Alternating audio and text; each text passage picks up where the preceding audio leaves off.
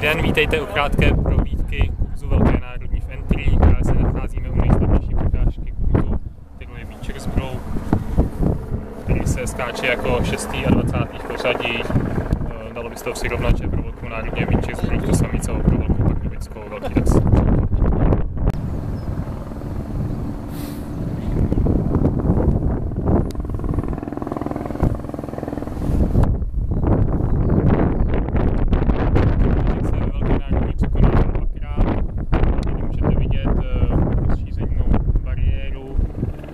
V případě kolize v prvním okruhu se překážka obíhá.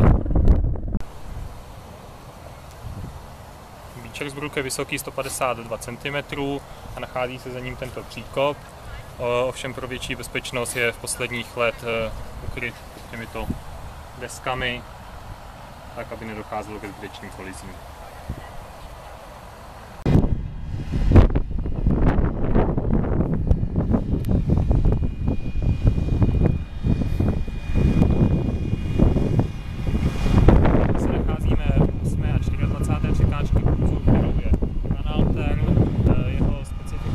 V tom, že hned za ním následuje zatáčka na levou ruku o 90 stupňů a aby nedocházelo ke zbytečným kolizím, tak je tomu způsobena i bariéra, která je odsazena kousek dál, aby už mohli začít zahájit oblohu před překážkou.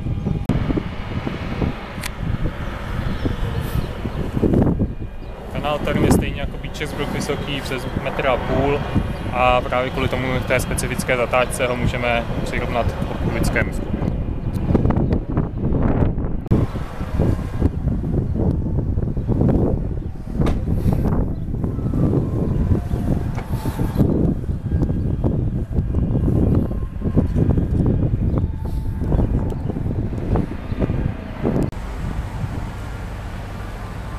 Právě jsme si prohlédli Valentins Brook, video natáčíme v jiné části závodiště kvůli hluku způsobeného sekačkou.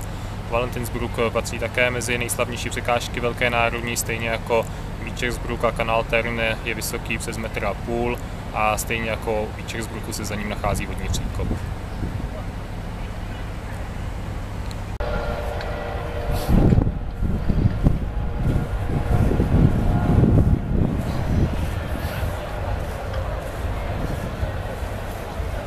Právě se nacházíme u překážky do Chair, která je jednou ze dvou překážek, které se překonávají pouze jednou. Tou druhou je vodní příkop. Je to nejvyšší překážka kurzu, která měří 157 cm.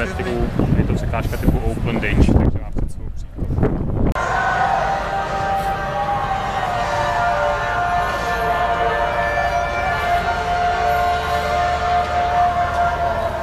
Teď se nacházíme u vodního příkopu. Můžeme si všimnout, že oproti českým vodním příkopům je vyšší překážka před příkopem a samotný příkop je mělký s nevýraznou doskokovou hranou, tak aby nedocházelo ke zbytečným zraněním.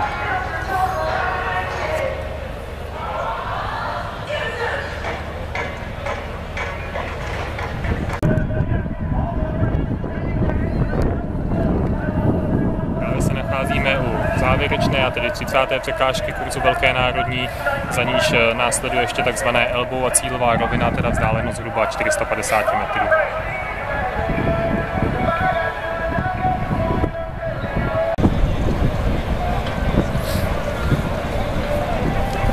Mnou se nachází skok pro klasické steeplechase v Anglii. Well, you may have noticed as you walked in today the Royal Mail banners that are around the course, and also this beautiful horse and carriage, one of the old Royal Mail post vans.